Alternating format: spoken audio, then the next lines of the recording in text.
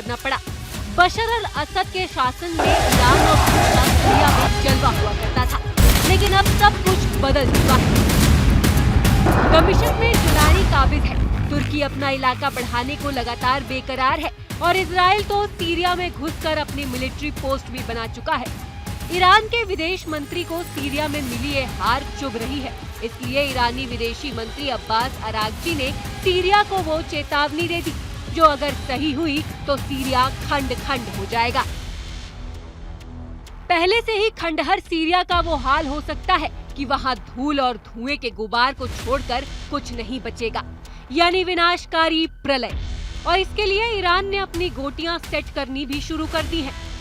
ईरानी विदेशी मंत्री अब्बास अरागची ने कहा कि ईरान सीरिया के भविष्य के बारे में निर्णय लेने को पूरी तरह से लोगों को जिम्मेदारी मानता है, बिना किसी विदेशी दबाव या विनाशकारी हस्तक्षेप के। तो आखिर क्या कहना चाहते हैं ईरान के अब्बास अरागची? कुछ समझे आप? अगर नहीं तो समझिए। दरअसल ईरान को सीरिया में इजराइल, तुर्की और अमेरिका का घुसना अंदर तक डाल रहा है। ईरान को सीरिया छोड़ना पड़ा। इस गम को महीने तक जाने के बाद भी ईरान भूल नहीं पाया है। ईरान सीरिया की हर हलचल पर नजर रख रहा है। यानी अरागची वही कह रहे हैं जो ईरान के सुप्रीम लीडर उनसे कहलवाना चाहते हैं। ईरान के सर्वोच्च नेता जो वो ईरान में बैठे बैठे सीरिया पर नजर रख रहे हैं। सुप्रीम लीडर खामनेई सीरिया के युवाओं को जुलानी के खिलाफ खड़े होने की अपील कर रहे हैं। इससे पहले अली खामनेई कह चुके हैं कि सीरिया के युवा उन लोगों के खिलाफ ताकत और दृढ़ संकल्प के साथ खड़े होंगे जिन्होंने सीरिया में इस असुरक्षा की योजना बनाई और इसे लागू किया है। ईश्वर की इच्छा से वो उन पर विजय प्राप्त करेंगे। तो क्या खामनेई का ये बयान सीरिया में गृह युद्ध की चिंगारी को और भी भड़का सकता है? क्योंकि असद की सत्ता जाने के बाद सीरिया में कई गुटों में तनाव इतना बढ़ चुका है कि मामला जुबानी जंग से आगे बढ़कर बम बारूद तक पहुंच चुका है।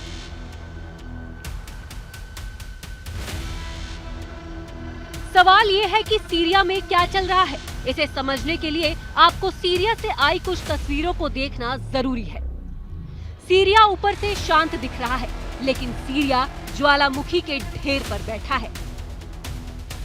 सीरिया के होम्स में अचानक गोलियों की आवाज आने लगी, जिसने मुल्क में अमन की आस में बैठे आम बाशिंदों के दिलों में खौफ भर दिया। गोलियों की आवाज सुनकर लोग चौंक गए और अपनी अपनी जान बचाने के लिए इधर उधर भागने लगे। सड़कों पर हजारों लोग इकट्ठा हो गए। मतलब भले ही कमांडर जुलानी दमिश्क की सत्ता पर काबिज हो चुका है, लेकिन सीरिया की स्थिति हर गुजरते दिन के साथ बिगड़ती जा रही है और दुनिया के वॉर एक्सपर्ट्स को अब ये दिखने लगा है कि सीरिया में आने वाले कुछ दिनों में क्या क्या हो सकता है। सीरिया की स्थिति कितनी खराब हो सकती है। तो क्या सीरिया गृह युद्ध में फंस चुका है? अब देखिए सीरिया से आई दूसरी तस्वीर। दमिश्क की सत्ता पर काबिज जुलानी को ये भ्रम हो गया था कि वो सीरिया का सुल्तान है, इसलिए उसने असद के खासम खास अफसरों को निपटाने का ऑपरेशन लॉन्च कर दिया। लेकिन यहीं पर जुलानी चूक गया। कमांडर जुलानी ने अपने लड़ाकों को सीरिया के टार्टस प्रांत में सीरिया के पूर्व राष्ट्रपति बशर अल असद के कमांडर रहे मोहम्मद कंजो को गिरफ्तार करने पहुंचे। जुलानी के लड़ाकों को तनिक भी अंदाजा नहीं था कि सीरिया में असद अभी भी जिंदा है। असद के लड़ाके पहले ही घात लगाकर जुलानी के दमिश्क का बदला लेने के लिए तैयार थे। नतीजा ये हुआ कि हजारों राउंड फायरिंग हुई और असद के लड़ाकों ने जुलानी के 14 कमांडर्स को मार गिराया।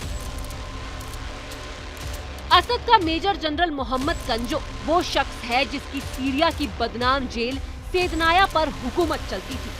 मोहम्मद कंजो के फैसलों से सैकड़ों नहीं हजारों लोगों को मौत के घाट उतार दिया गया। यानी अब सीरिया वर्चस्व की लड़ाई का मैदान बन गया है। सीरिया को रूस और ईरान ने छोड़ा तो अब सीरिया में अमेरिका, इजराइल और तुर्की घुस चुके हैं। सीरिया में इजराइल के हमले जारी हैं।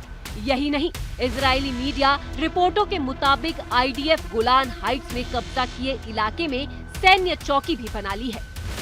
फिलहाल ये मिलिट्री पोस्ट सर्दियों के महीने के लिए इजराइल ने बनवाने का दावा किया है, लेकिन हालात को देखकर ऐसा लगता नहीं है कि इजराइल यहाँ से हिलेगा भी।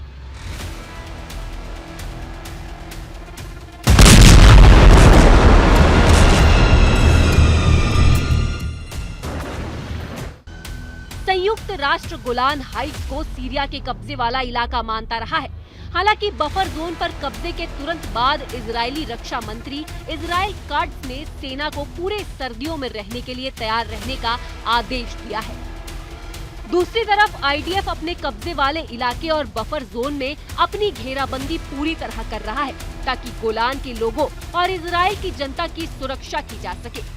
हमने प्रधानमंत्री के साथ आईडीएफ को दक्षिणी सीरिया में हथियारों और आतंकी खतरों के खिलाफ एक रक्षा क्षेत्र स्थापित करने का निर्देश दिया है, ताकि सीरिया में आतंक को जिंदा होने और फैलाने से रोका जा सके। अब देखिए कि बशर अल असद के पतन के बाद सीरिया में नया झगड़ा क्या है। विदेशी मीडिया की रिपोर्ट कहती है कि अमेरिका को जरा भी अंदाजा नहीं था कि विद्रोही महज 11 दिनों में असद को सत्ता से बेदखल कर देंगे और उन्हें अपनी जान बचाने के लिए रूस में शरण लेनी पड़ेगी। अमेरिकी अधिकारी असद के साथ एक समझौते पर बातचीत कर रहे थे। असद के सामने अमेरिका ने जो डील रखी थी, उसके मुताबिक सीरिया को हिजबुल्लाह और ईरान के साथ संबंधों को तोड़ना था और बदले में अमेरिका सीरिया के विद्रोह को रौंद देता, जिससे असद की सत्ता सीरिया पर बनी रहती।